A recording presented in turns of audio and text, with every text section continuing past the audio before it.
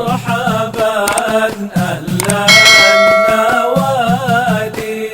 الفاتحة إلى روح سيدنا وحبيبنا وشفينا رسول الله محمد بن عبد الله وعلى آله وأصحابه وأزواجه وذريته وأهل بيته أجمعين، خصوصا إلى روح سيدنا أحمد بن عيسى المهاجر فقل المقدم محمد بن علي وعلوي وأصولي وفروئهم أن الله يؤلي درجات في الجنة يكثر مصوبتهم ويضاعف حسناتهم ويحفظنا بجاههم وينفعنا بهم ويعيد علينا من بركاتهم وأسرارهم وأنوارهم وعلومهم ونفحاتهم في الدين والدنيا والآخرة. الفاتحة. بسم الله الرحمن الرحيم. الحمد لله رب العالمين الرحمن الرحيم مالك يوم الدين إياك نعبد وإياك نستعين اهدنا الصراط المستقيم صراط الذين أنعمت عليهم غير المغضوب عليهم ولا الضالين آمين. السلام عليكم ورحمة الله وبركاته. الحمد لله الذي هدانا لهذا وما كنا لنهتدي لولا أن هدانا الله، ثم الصلاة والسلام على رسول الله سيدنا محمد بن عبد الله وعلى آله وصحبه ومن والاه، أما بعد. سبحانك لا علم لنا إلا ما علمتنا إنك أنت العليم الحكيم. ربي اشرح لي صدري ويسر لي أمري واحلل عقدة من لساني يفقهوا قولي وسدد لساني واهد قلبي بحق سيدنا محمد صلى الله عليه وآله وبارك وسلم. يا من هو في علوه كائن، يا من هو في فعل حميد، يا من هو في مجده متين. اللهم أكرمنا بنور الفهم وأخرجنا من ظلمات الوهم وارزقنا فهم النبيين وحفظ المرسلين وإلهام ملائكة المقربين. ربنا زدنا علما وفهما وعقلا يا أكرم الأكرمين بحق سيدنا محمد خاتم الأنبياء والمرسلين يا رحمن يا رحيم. وصلى الله على سيدنا محمد وعلى آله وصحبه وبارك وسلم والحمد لله رب العالمين. Saya muliakan, saya hormati Imam Masjid Al-Muttaqin Amin Onci Albar. Semoga dipanjangkan umur beliau, diberikan kesehatan zahiran wa batinan bijahin nabi wa alin nabi wa awliya salihin. Al-Fatihah.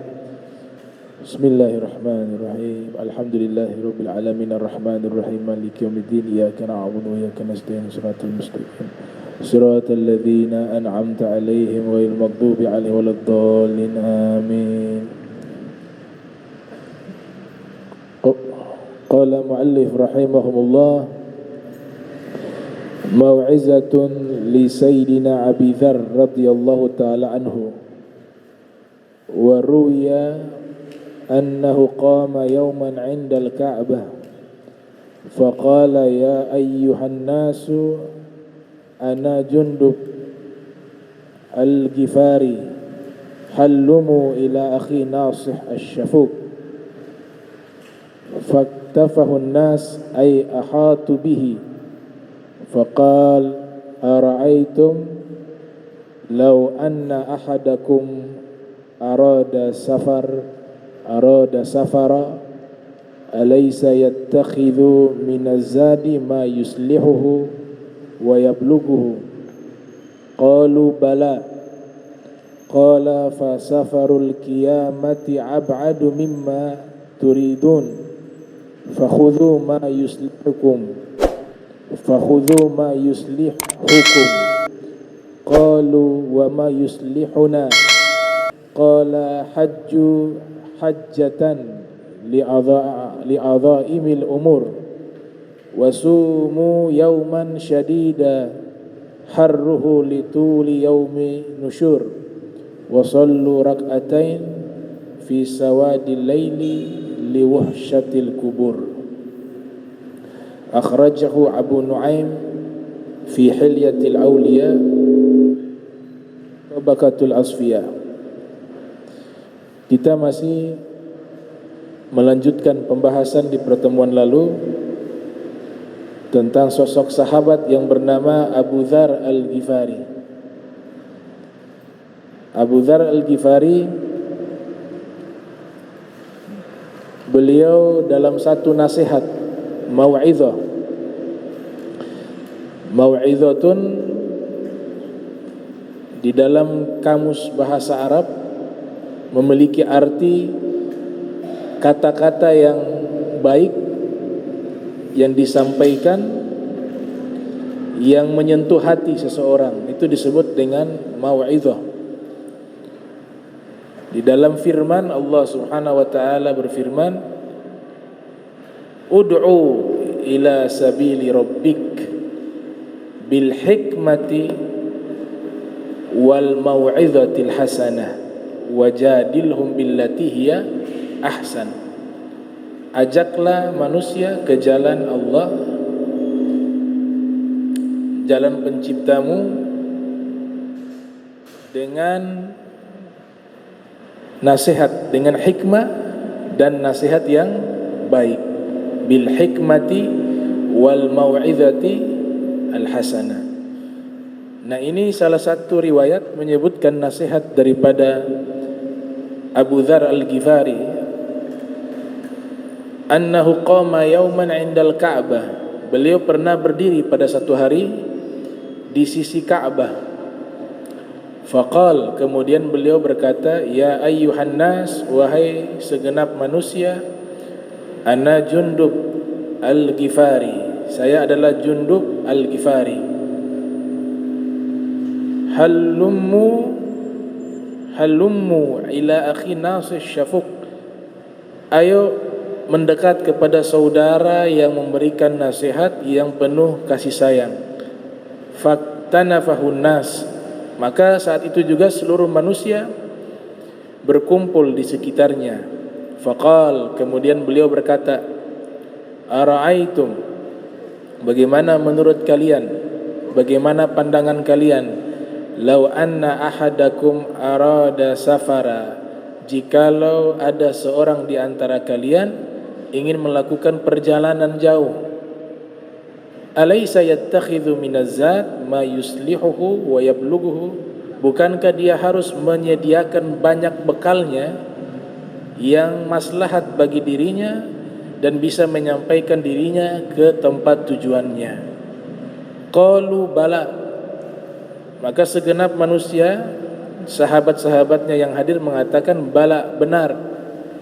Qal, kemudian Abu Dzar Al-Ghifari mengatakan, fasafarul qiyamati ab'adu mimma turidun, perjalanan di hari kiamat lebih jauh dari perjalanan yang kalian hendaki di dunia. Fakhudhu ma yuslihukum, maka ambillah sesuatu yang memberikan manfaat dan maslahat bagi kalian di hari kiamat. Qalu, mereka berkata, wa ma yuslihuna, apa yang bermanfaat untuk kami di hari kiamat, dan cara apa sehingga kami bisa memperbaiki keadaan kami di hari kiamat. Qal, Abu Dzar Al-Ghifari mengatakan, hajju hajjatan li'adhaimil umur, laksanakanlah ibadah haji bagi yang mampu, karena begitu dahsyatnya perkara-perkara yang terjadi di hari kiamat. Wasumu yauman syadida, dan puasalah di hari yang sangat panas, karena lituli yaumis nusyur, begitu lamanya waktu perhimpunan di hari kiamat. Wasallu rak'atain fi sawadil lail, dan solatlah 2 rakaat di tengah malam, liwuhsyatil kubur, karena di dalam kuburan adalah tempat engkau sendiri di dalamnya. Ini nasihat dari Abu Dzar Al-Ghifari radhiyallahu taala anhu wa ardhah. Abu Dzar Al-Ghifari, sebagaimana yang disebutkan di dalam hadis Sahih Muslim oleh Imam Muslim yang lahir tahun 204 Hijriah, wafat 261 Hijriah, juga disebutkan oleh Al-Imam Al-Mizi dalam kitabnya Tahdzibul Kamal fi Asma'ir Rijal. Imam Al-Mizi ini salah satu murid dari Imam Nawawi. Imam Nawawi punya murid namanya Imam Al-Mizi, salah satu muridnya. Al-Imam Al-Mizi punya kitab yang beliau tulis, beliau memiliki kitab yang beliau tulis berjudul Tahdzibul Kamal. Dalam kitab Tahdzibul Kamal juga di dalam Sahih Muslim, Abu Dzar Al-Ghifari pernah meminta jabatan kepada Nabi Muhammad sallallahu alaihi wasallam. Kemudian Nabi Muhammad sallallahu alaihi wasallam daraba biyadihi, beliau memukul dengan tangannya ke pundak Abu Dzar. Ya. Jadi beliau memukul dengan lembut pundak Abu Dzar Al-Ghifari. Kemudian beliau mengatakan, "Ya Abu Dzar, innaka dhaif." Ya Abu Dzar, engkau lemah. Nabi orangnya jujur. Sidqun. Makna lemah di sini dijelaskan oleh para muhaddithun, beliau tidak memiliki kemampuan memimpin jabatan tersebut. Bukan lemah secara fisik, tapi tidak memiliki keahlian. Di dalam riwayat yang lainnya Nabi kita Muhammad SAW mengatakan, "Idza wusidal amru ila ghairi ahlihi falyantadir sa'ah." Kalau satu perkara diserahkan kepada orang yang bukan ahlinya, maka tunggulah kehancuran, kata Nabi SAW. Kayaknya Abu Dzar meminta jabatan, Nabi tidak berikan.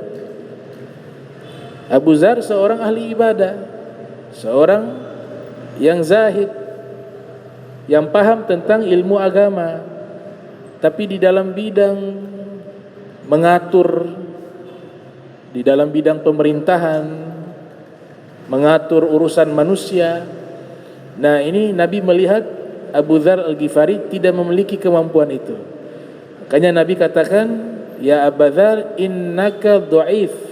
Engkau lemah.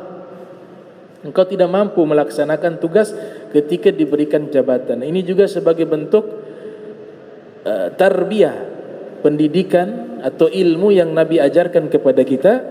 Kita kalau memegang satu jabatan atau ingin melaksanakan satu tugas, itu harus yang kita mampu sesuai keahlian. Karena kaedah yang Nabi bangun di dalam sabdanya, kalau bukan ahlinya maka akan tunggu kehancuran. Idza wusidal amru ila ghairi ahlihi falyantadir sa'ah. Maka Nabi tidak berikan jabatan itu kepada Abu Dzar Al-Ghifari, tapi yang lain diberikan karena Nabi melihat yang lain mampu. Dan Nabi kita Muhammad sallallahu alaihi wasallam tidak pernah salah memilih orang. Tidak pernah salah memilih orang jika diberikan tugas tertentu. Semuanya itu yang Nabi pilih, Nabi sudah tahu dia memiliki kemampuan dan pasti dia melaksanakan tugasnya dengan baik. Tapi ini bahasa kasih sayang Rasul SAW kepada Abu Dzar. Nabi katakan, "Ya Abu Dzar, innaka dhaif." Engkau lemah. Wa innaha amanah. Dan jabatan itu adalah amanah. Wa innaha yaumal qiyamah khizyun wa nadama. Dan jabatan ini di hari kiamat adalah kehinaan dan penyesalan. Jabatan adalah kehinaan dan penyesalan di hari kiamat. Illa, kecuali man akhadhaha bihaqqiha, orang yang mendapatkan jabatan tersebut dia mampu melaksanakan jabatan itu dengan baik, dengan benar. Illa man akhadhaha bihaqqiha wa adda alladhi alaihi, dan dia mampu melaksanakan tugasnya dengan jujur, dengan benar, dengan baik. Kalau tidak mampu dengan melakukan hal itu, Nabi katakan khizyun wa nadama, dia akan terhina di hari kiamat dan akan menyesal telah diberikan jabatan tersebut ketika hidup di dunia. Kayaknya Sayyidina Umar bin Khattab ketika dilantik menjadi khalifah, beliau di Madinah, kekuasaannya tersebar sampai masuk perbatasan Rusia, sampai ke Persia, ke Irak, ke Iran, Mesir, Syam, Afrika di masa Khalifah Umar bin Khattab.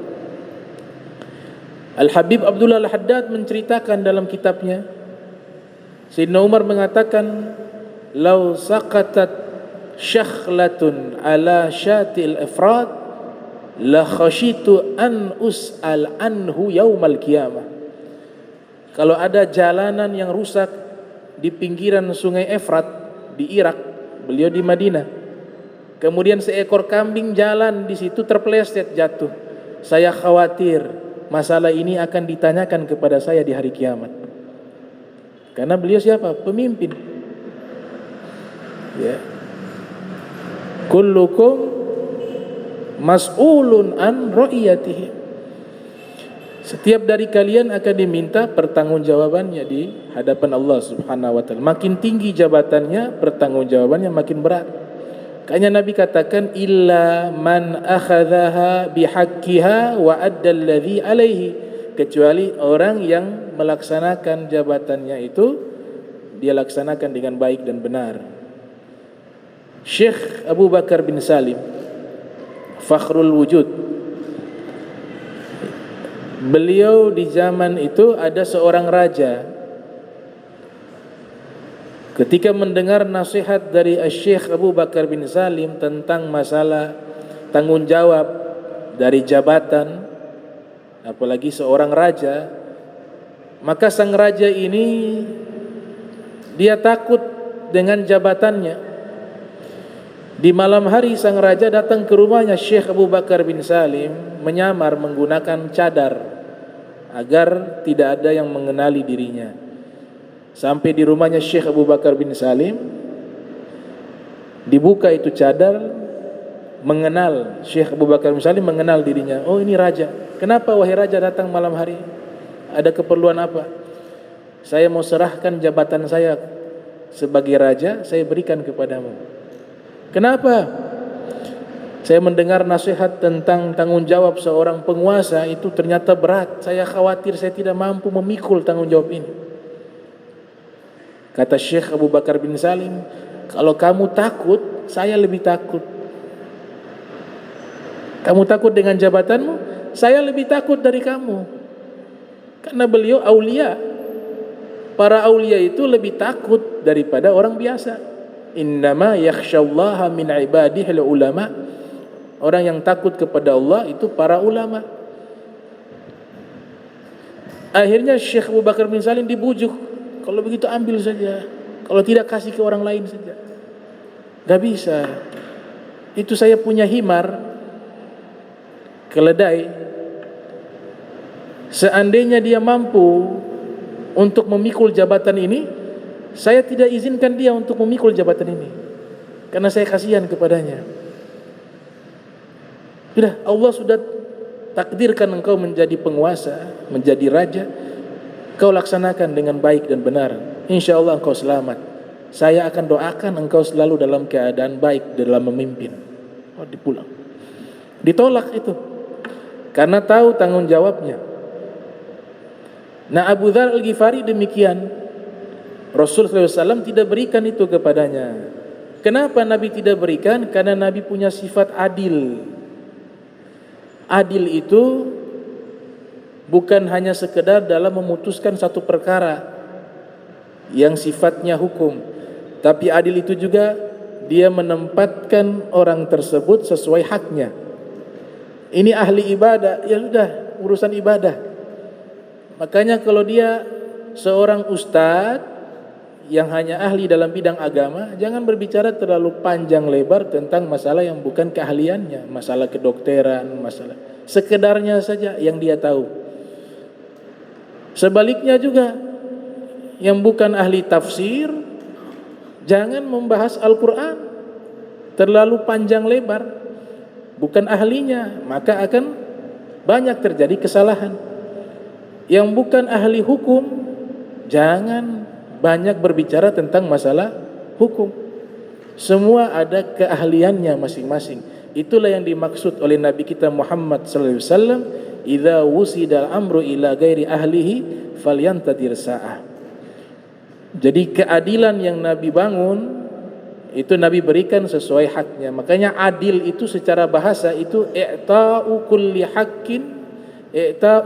dhi haqqin haqqah. Arti daripada adil memberikan porsi atau memberikan sesuatu kepada orang yang berhak menerimanya. Itu namanya adil. Dia patut mendapatkan itu, kita berikan itu kepadanya. Kalau dia tidak layak menerima haknya seperti itu, jangan kita berikan kepadanya. Itu namanya adil. Atau disimpulkan secara sederhana oleh para ulama, adil itu wad'u syai'in fi makanih, menempatkan sesuatu pada tempatnya. Itu namanya adil. Nah, adil ini tidak terdapat di dalam bahasa Indonesia, tapi bahasa Indonesia menyerap dari bahasa Al-Quran. Adil itu bahasa Arab, bahasa Al-Quran. Ditambah oleh para pakar bahasa Indonesia disebut dengan keadilan atau adil. Itu dari bahasa Arab, bahasa Al-Quran, adala ya'dilu adlan, yang artinya adil. Nah, kemudian adil ini menjadi wasiat yang selalu disampaikan setiap khutbah. Di surat An-Nahl ayat 90, innallaha ya'muru bil adli wal ihsan wa ita'i dzil qurba wa yanha 'anil fahsya'i wal munkar wal baghi ya'idzukum la'allakum tadhakkarun. Pertama kali secara historis ini tidak pernah ada surat ini dibaca di akhir khutbah di zaman Nabi. Tidak pernah ada surat ini dibaca secara khusus di penghujung khutbah di zaman Nabi. Namun secara global Nabi sallallahu alaihi wasallam memberikan tuntunan ketika berkhutbah membaca ayat suci Al-Quran, tapi secara khusus tidak ada. Ini terjadi atau pertama kali dibuat di masa khilafah Umar ibn Abdul Aziz. Sejarah mencatat di saat Imam Ali bin Abi Thalib terbunuh secara syahid fi sabilillah, dibunuh oleh Ibnu Muljam. Itu kan tahun 40 Hijriah. Sayyidina Ali wafat, berdirilah satu daulah namanya Daulah Umayyah. Dilantiklah khalifah bernama Muawiyah Ibnu Abi Sufyan. Kemudian nanti meninggal dilanjutkan oleh putranya bernama Yazid yang terlibat pembunuhan kepada cucu Nabi Imamul Husain bin Ali bin Abi Thalib. Setelah Yazid meninggal diganti oleh putranya namanya Muawiyah. Nah, putra ini orang soleh, orang baik, namun usianya tidak panjang, meninggal. Hanya memimpin beberapa bulan menurut Imam Suyuti dalam Tarikhul Khulafa. Dari tahun 40 Hijriah sampai di masa dilantiknya Umar ibn Abdul Aziz, yang juga beliau adalah suku dari Bani Umayyah, satu suku. Ini sistemnya monarki, jadi kerajaannya turun-temurun, tapi dipadukan dengan sistem Islam dan sistem Eropa, sistem Romawi dan Persia. Kerajaan Romawi Persia ini sistem monarki, jadi mewarisi kerajaan dari anak-anaknya. Daulah Umayyah mengadopsi sistem tersebut, tapi dipadukan dengan musyawarah. Jadi tidak mutlak kalau ada raja meninggal harus anaknya yang mengganti. Bisa yang lain asalkan satu keluarga. Makanya Umar ibn Abdul Aziz itu ayahnya bukan khalifah, jabatannya gubernur, tapi bisa menjadi khalifah. Nah, dari tahun 40 Hijriah sampai tahun 99 Hijriah ketika dilantik Umar ibn Abdul Aziz, selama periode waktu 40 sampai 99 Hijriah, selama periode tersebut setiap khatib yang berkhutbah Jumat diwajibkan mencaci maki Imam Ali bin Abi Thalib. Wajib. Dan tempat seorang khatib mencaci maki itu di penghujung khutbah.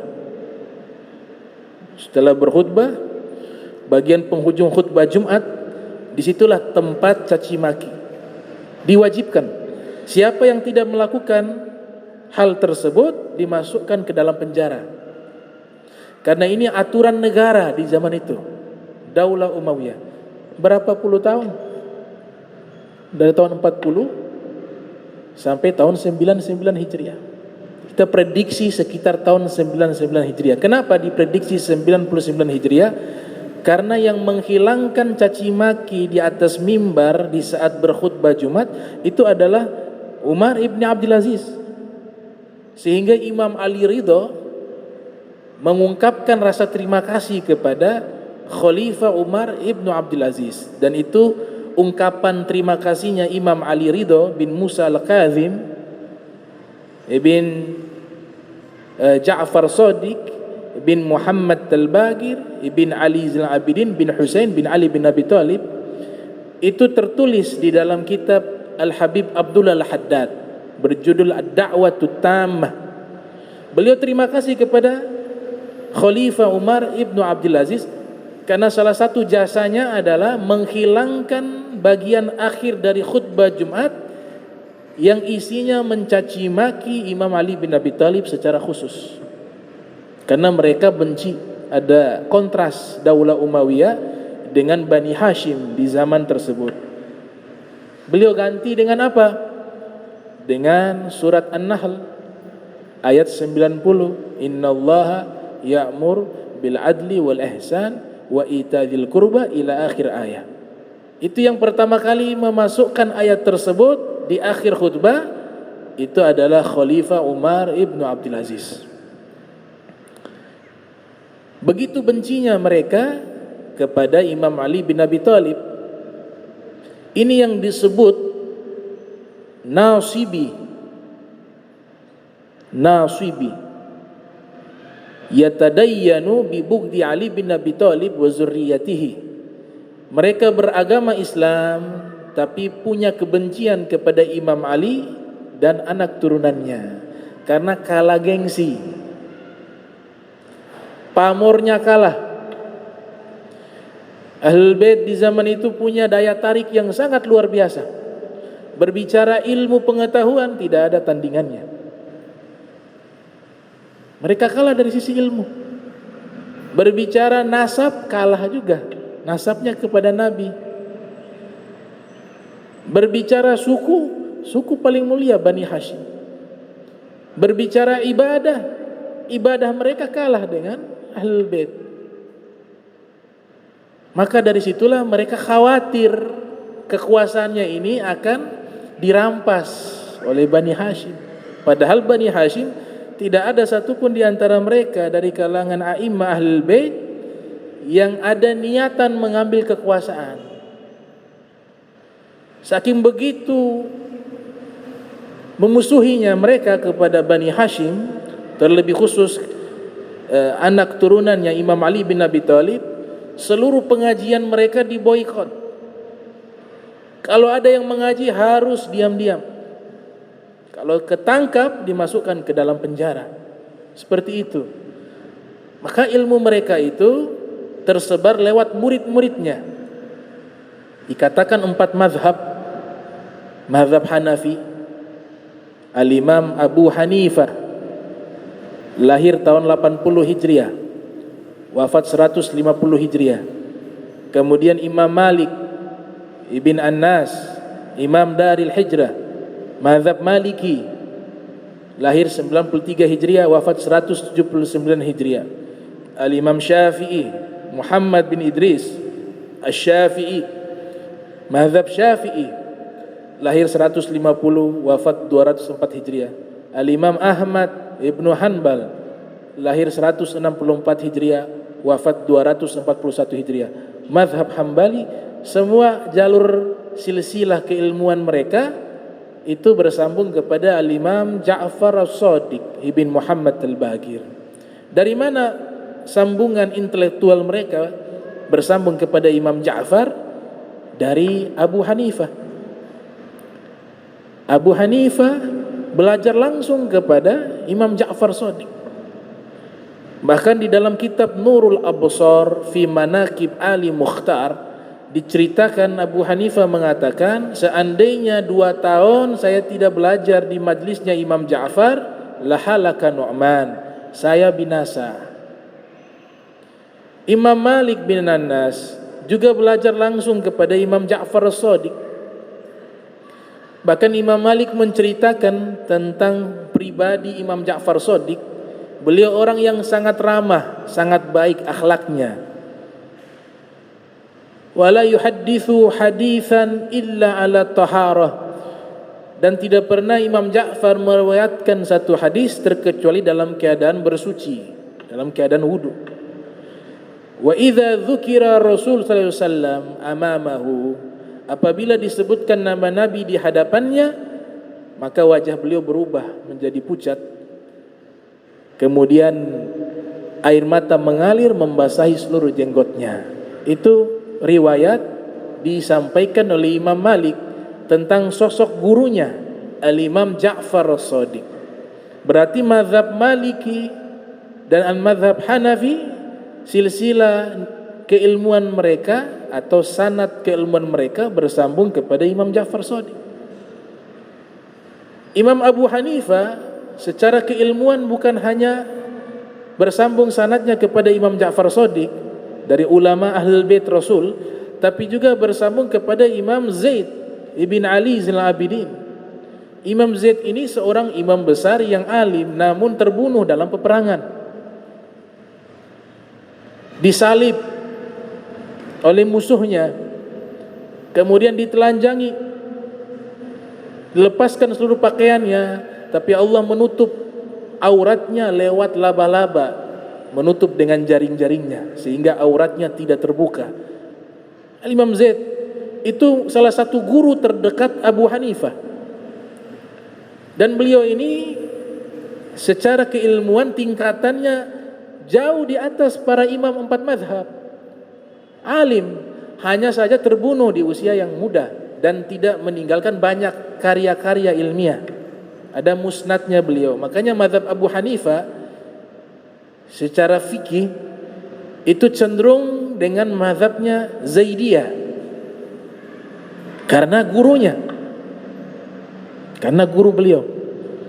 Ini Imam Abu Hanifah. Bahkan Imam Abu Hanifah masuk penjara, pernah dimasukkan ke dalam penjara oleh pemerintah di zaman tersebut karena sebab Imam Abu Hanifah membantu Imam Zaid secara finansial, karena Imam Abu Hanifah orang kaya, pengusaha sukses. Beliau berikan bantuan finansial, pemerintah mengetahuinya, ditangkap beliau ke penjara karena membantu Imam Zaid yang pada waktu itu melawan pemerintah karena menganggap pemerintah ini zalim. Terbunuh Imam Zaid. Nah, ini 2 guru utama Imam Abu Hanifah, Imam Ja'far Shadiq dan Imam Zaid. Imam Malik guru utamanya juga diantaranya Imam Ja'far Shadiq. Maka keilmuan mereka bersambung kepada Ahlul Bait Rasul sallallahu alaihi wasallam. Adapun Imam Syafi'i tidak mendapati Imam Ja'far Shadiq karena Imam Syafi'i belum lahir. Al-Imam Ja'far Shadiq lahir tahun 80 Hijriah. Beliau wafat pada tahun 148 Hijriah. Ulama lainnya mengatakan lahir tahun 83 Hijriah, wafat pada tahun 148 Hijriah. Imam Syafi'i rahimahumullah lahir tahun 150 Hijriah. Jadi 2 tahun setelah wafatnya Imam Ja'far Shadiq baru lahirlah Imam Syafi'i. Imam Syafi'i lahir di tahun yang sama Imam Abu Hanifah meninggal. Maka Imam Syafi'i tidak bertemu dengan Abu Hanifah. Imam Abu Hanifah wafat tahun 150 Hijriah, di tahun yang sama di saat Imam Syafi'i lahir. Namun sanad ilmu Imam Syafi'i bersambung kepada Imam Abu Hanifah lewat muridnya. Imam Syafi'i pergi ke Irak, bertemu murid-muridnya Imam Syafi'i, namanya Syekh Muhammad Asy-Syaibani. Itu adalah murid terdekat daripada Imam Abu Hanifah. Belajar beliau. Sanad ilmu Imam Syafi'i bersambung kepada Imam Abu Hanifah lewat jalur Asy-Syaibani yang tidak lain murid langsung Abu Hanifah. Abu Hanifah belajar kepada Imam Ja'far As-Shadiq. Berarti silsilah keilmuan Imam Syafi'i lewat Imam Abu Hanifah secara tidak langsung bersambung kepada Imam Ja'far As-Shadiq. Makanya para habaib di Hadramaut mereka mazhabnya Syafi'i. Mulai dari tahun 317 Hijriah, Al-Imam Ahmad bin Isa Al-Muhajir pindah hijrah dari Irak ke Makkah, ke Madinah, kemudian ke Hadramaut. Mukim di sana, punya anak namanya Ubaidillah bin Ahmad Al-Muhajir. Ubaidillah membawa istrinya sedang hamil. Sampai di sana istrinya melahirkan anak, diberikan nama Alawi. Maka dinisbatkan anak pertama dari turunan Ahmad Al-Muhajir yang lahir di Hadramaut namanya Alwi, maka dinisbatkan Bani Alwi. Seluruh anak turunan yang nasabnya bersambung kepada Imam Ahmad Al-Muhajir disebut Bani Alwi, anak turunannya Alwi. Karena ini yang lahir pertama kali di Hadramaut saat hijrahnya Ahmad Al-Muhajir. Definisi kedua, seluruh anak turunannya Ali dipanggil dengan Ba'alwi. Ada perbedaan pendapat di kalangan para ulama. Nah, ini silsilah keilmuan Imam Syafi'i. Kemudian Imam Syafi'i juga belajar kepada Imam Malik bin Anas. Imam Malik belajar langsung kepada Imam Ja'far Shadiq. Setelah itu Al-Imam Syafi'i seseorang yang tidak puas akan ilmu, beliau belajar kepada para fuqaha yang ada di Makkah. Al-Janzi, Sufyan Ats-Tsauri. Kemudian beliau pindah lagi sampai ke Yaman, belajar juga kepada syuyukh yang ada di sana. Pindah ke Mesir, belajar juga. Seluruh mazhab yang mu'tamad 4 mazhab semuanya ada di mazhab Syafi'i. Kenapa? Karena gurunya Imam Syafi'i Maliki, Imam Malik. Gurunya Imam Syafi'i Asy-Syaibani, berarti Hanafi. Ada Maliki, ada Hanafi. Kemudian fikih Makkah di zaman itu mereka selalu menyebutkan fikih itu sesuai tempat domisili. Ini fikih Makkah, ini fikih Madinah, ini fikihnya Mesir, ini fikihnya Irak. Karena murid-muridnya Rasulullah tersebar ke berbagai penjuru dunia di zaman itu. Saya katakan penjuru dunia karena ada juga pendapat sebagian para ahli sejarah, beberapa sahabat Nabi ada yang sudah sampai ke Nusantara.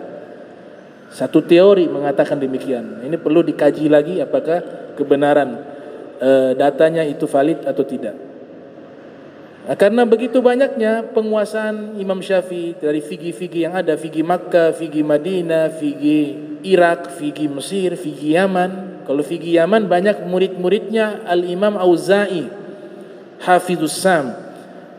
Dan beliau keliling seluruhnya. Maka ketika seseorang bermazhab Syafi'i, secara otomatis di situ ada nuansa mazhab Maliki juga, ada nuansa mazhab Hanafi juga, ada nuansa mazhab Hambali juga, karena Hambali muridnya.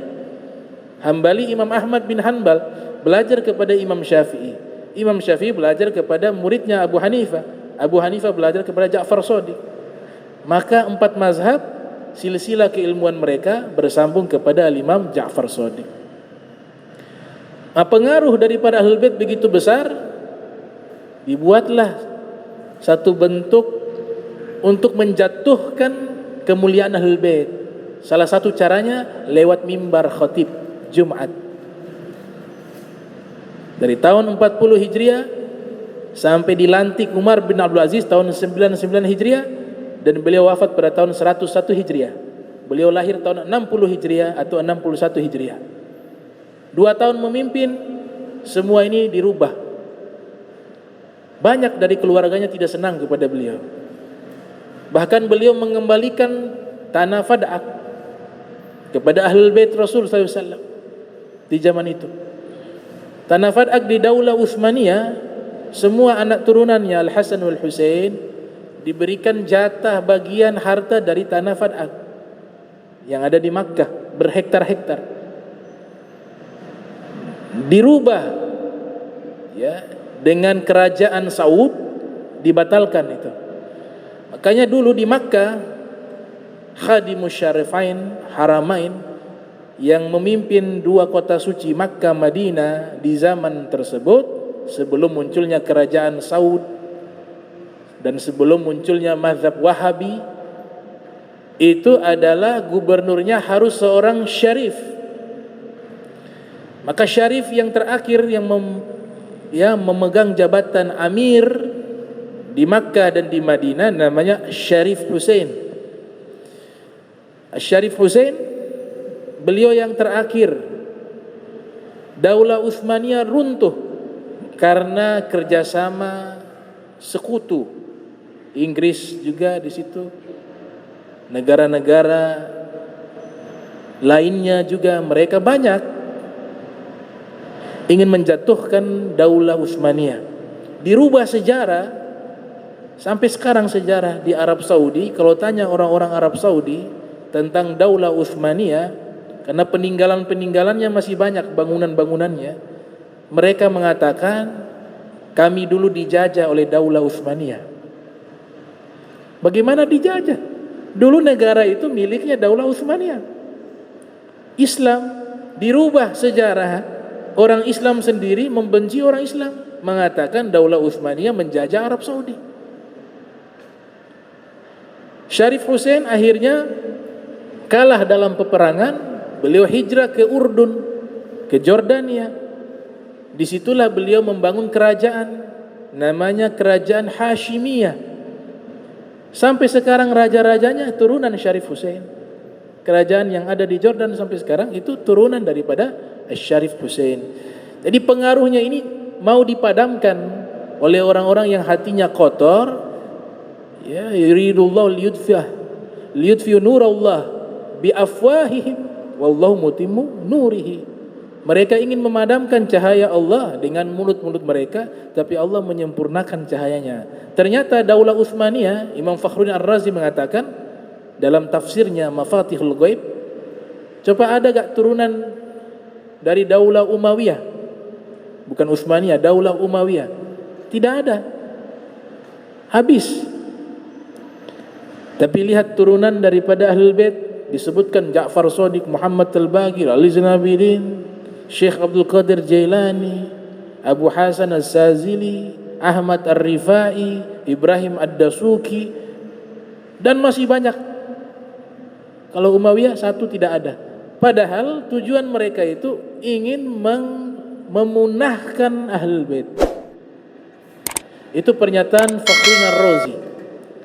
Dan itu Nabi sudah prediksi jauh-jauh hari. Nabi pernah katakan kepada Imam Ali bin Abi Thalib, "Ya Ali, la yuhibbuk illa mu'min wa la yubghiduka illa munafiq." Wahai Ali, yang cinta kepadamu dia beriman, yang membencimu dia munafik. Inilah firqah di dalam agama Islam yang namanya Nasibi. Ada temannya namanya Khawarij. Pemikirannya terbawa sampai sekarang, namanya Wahabiyah. Jadi Wahabiyah itu ada, bukan ahli sunnah wal jamaah, Wahabiyah. Enggak, itu Wahabiyah yang dulu, abad kedua, ini Fulan bin Fulan. Wahabiyah yang dimaksud oleh ulama, Wahabiyah yang ada di Saudi, didirikan Muhammad bin Abdul Wahhab. Siapa yang mengatakan? Saudara kandungnya yang mengatakan Wahabiyah. Bagaimana kalian mengatakan bukan Wahabiyah? Saudara kandung namanya Sulaiman bin Abdul Wahhab. Keluarga mereka ahli sunnah wal jamaah, dia sendiri saja yang keluar dari firqah tersebut. Akhirnya saudaranya mengarang kitab berjudul As-Sawa'iq Al-Ilahiyah fi Raddi ala Wahabiyah. As-Sawa'iq Al-Ilahiyah fi Raddi ala Wahabiyah. Kitab ini dengan jelas mengatakan beliau menolak pemahaman saudaranya Muhammad bin Abdul Wahhab. Bahkan menyebutkan inilah pemahaman baru namanya Wahabiyah. Ini saudara kandungnya yang mengatakan demikian. Kitabnya ada. Jadi Al-Wahabiyah bukan ahli sunnah wal jamaah. Karena dari pemahaman teologi berbeda, penghormatan kepada Nabi juga berbeda, Pemahaman usul fikih juga berbeda. Pemahaman fikihnya juga dari ulama-ulama mereka tidak menggunakan referensi yang jelas. Mazhab apa kira-kira yang diikuti? Malahan menyuruh orang untuk secara mandiri buat mazhab sendiri. Kan kalau disuruh cari Al-Quran dan Sunnah itu kan perintah untuk kita bermazhab masing-masing. Seakan ulama-ulama ini tidak ada fungsinya. Padahal kita tidak mampu memahami Al-Quran. Kita membaca Al-Quran saja harus ada guru. Kalau guru tidak mengajar, kita tidak bisa membaca Al-Quran. Itu hanya masalah membaca Al-Quran. Bagaimana dengan masalah akidah, masalah hukum, masalah tafsir, masalah hadis. Mengambil riwayat, Imam Syafi'i mengatakan, "Idza sahhal hadis fahuwa madhhabi." Kalau hadis sahih itu madhabku. Kalau kalian dapati ucapanku khilafa sunnati Rasulillah, bertentangan dengan sunnah Rasulullah, tinggalkan ucapanku, ambil sunnah Nabi. Ini dibawa, disampaikan kepada orang awam seperti kita. Ini Imam Syafi'i mengatakan begitu. Cari hadis sendiri. Padahal Imam Syafi'i lagi berbicara kepada murid-muridnya yang ulama mujtahid. Tidak berbicara kepada orang awam. Itu berbicara kepada murid-muridnya Imam Syafi'i yang derajat mereka juga mujtahid muqayyad. Di Irak ada Za'farani, ada Abu Thawr, ada Al-Karabisi. Ini murid-murid beliau di Irak, tingkatannya itu mujtahid, mampu memahami Al-Quran, mampu memahami hadis, mampu menseleksi setiap firman di dalam Al-Quran, mampu menseleksi setiap hadis yang disampaikan oleh Rasulullah SAW, dan paham struktur bahasa Arabnya, memahami bahasa Arab secara mendalam, tahu kronologis turunnya firman ini, tahu kronologis sabdanya Nabi, baru diizinkan. Jadi ada syurut mujtahid, ada syarat-syarat mujtahid yang jumlahnya banyak. Jadi Imam Syafi'i berbicara itu bukan buat kita, buat ulama, buat mujtahid. Maka yang terjadi mazhab yang dia bermazhab sendiri. Mazhab sendiri. Kalau dia mengambil Al-Quran, mengambil hadis secara langsung. Ada satu kisah terjadi di Maroko atau Aljazair. Aljazair ini mazhab Maliki. Di daerah Afrika mayoritas mereka bermazhab Maliki. Seorang wanita muslimah yang awam, yang tidak terlalu paham tentang masalah hukum atau ilmu agama Islam, dia masuk ke pengadilan. Ada satu kasus masuk ke pengadilan. Kemudian hakim ini Wahabiyah, anti madhab. Wanita ini masuk, ditanya kepada wanita tersebut, ini kita mau berhukum menggunakan Al-Quran dan Sunnah atau menggunakan mazhab Maliki? Karena di situ mayoritas mazhab Maliki. Ini rusaknya pemahaman. Ini wanita memberikan jawaban yang luar biasa. Ini wanita mengatakan, tentu kita berhukum menggunakan Al-Quran dan Sunnah, tapi menggunakan pemahaman Imam Malik, bukan pemahaman ente.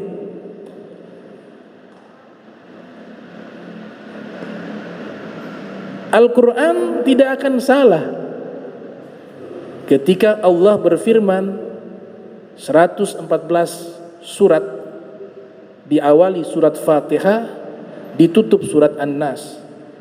Semuanya benar. Seluruh kaum muslimin mengakui itu. Tapi pemahamannya belum tentu benar.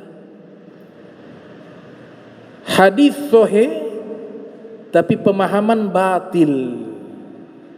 Al-Qur'annya sahih, pemahamannya batil. Itu banyak. Maka digunakan metodologi oleh para ulama. Para ulama sudah membuat rumusan, kesimpulan yang ada dalam Al-Quran dan di dalam hadis Nabi, karena tahu orang awam tidak mampu.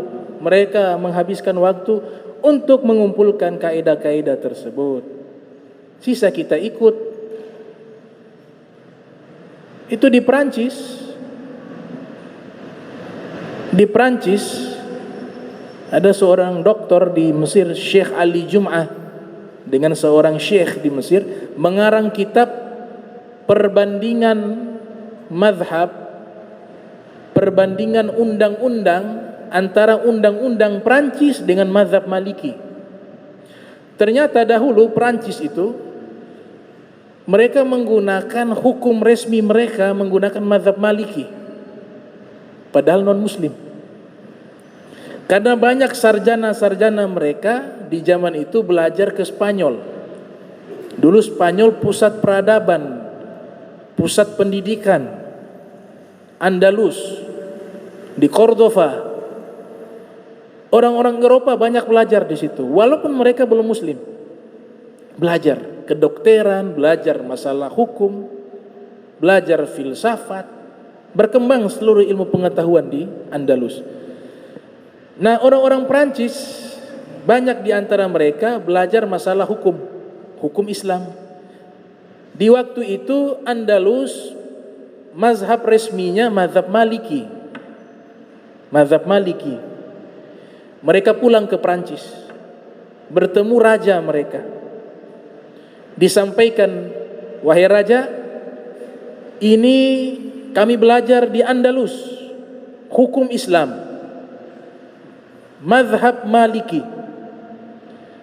Raja mengatakan, coba kalian terjemahkan ke dalam bahasa Prancis, kemudian kalian bukukan dan bahas ini di hadapan saya. Mereka bukukan itu, dibahas satu persatu tentang hukum mazhab Maliki. Akhirnya raja terheran-heran. Dia bilang, ini apakah dari Islam seperti ini? Dia mengatakan, benar, ini dari Islam, dari mazhab Maliki.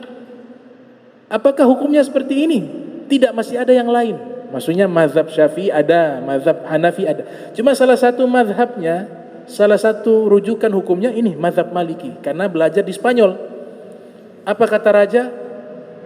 Kalau memang benar ini adalah hukum yang bersumber dari ajaran Islam, maka saya pastikan ini pasti dari Tuhan. Ini pasti agama yang benar. Kenapa demikian? Karena semua masalah sudah dibahas dalam hukum Islam. Masalah ibadah ada, masalah muamalah ada, masalah pernikahan ada, masalah warisan ada, masalah hukum ada, pidana, perdata, lengkap semuanya. Kalau begitu, negara kita gunakan hukum Islam menggunakan mazhab Maliki. Jadi Prancis non-muslim pakai mazhab Maliki. Sampai sekarang masih ada sisa-sisanya. Sebagian ulama mengatakan hanya 20 poin saja yang berubah dari mazhab Maliki. Sisanya itu masih mengadopsi pemikiran mazhab Maliki, hukum positif Prancis. Jadi orang-orang non-muslim kagum dengan hukum Islam. Kalau kita belajar itu kita heran. Dibahas secara spesifik seluruh masalah. Tidak ada satu masalah yang terjadi, bahkan yang belum terjadi, melainkan sudah dijelaskan dalam kitab-kitab fikih para ulama. Ada hal-hal yang belum terjadi. Ada hal-hal yang terjadi setelah 100 tahun ditulis itu kitab, 100 tahun kemudian baru terjadi. Contoh sederhananya, kopi luwak. Kopi luwak itu ternyata Syekh Nawawi ratusan tahun yang lalu, Ibnu Hajar Al-Haytami ratusan tahun yang lalu sudah membahas kaidah tersebut. Mereka mengatakan kalau ada biji ditelan, kemudian keluar biji tersebut, dia masih posisi utuh, belum terpecah, maka hukumnya mutanajis, terkena najis. Bisa disucikan dengan cara mencucinya, dia menjadi suci dan halal. Nah, ini permasalahan di zaman kita, kopi luwak sudah dibahas oleh para ulama. Masalah warisan dibahas. Syekh Ali Sobuni punya kitab namanya Al-Mawaris fil Ahkami Al-Islamiyah. atau kitabnya Al-Mawarith judulnya, tentang warisan. Nah, ini penting tentang warisan. Karena banyak berkelahi gara-gara ini. Padahal yang berkelahi sayap nyamuk. Orang tua yang meninggal kasihan. Sudah dibahas oleh Allah, sudah disimpulkan oleh ulama, sudah diterjemahkan oleh Nabi dengan perbuatan. Masalah warisan di zaman Nabi terjadi. Ada sahabat namanya Nu'man bin Bashir. Ayahnya namanya Bashir, sangat cinta kepada Nu'man. Punya anak lainnya. Karena rasa cintanya kepada Nu'man, dia berlaku tidak adil. Jadi beberapa harta diam-diam dia kasih ke Nu'man. Jangan bilang ke saudara ya, dikasih. Ibunya dari Nu'man mengetahui hal itu, marah. Kenapa yang lain kau tidak kasih, yang ini kau kasih? Gak, dia baik nih. Saya sayang sama dia. Kata Imarah, nama ibunya Imarah bintu Rawaha, ini masalah harus disampaikan kepada Nabi. Maka dibawa masalah ini kepada Rasulullah SAW. Kata Bishr dalam hatinya, oh, Nabi pasti terima usulan saya ini.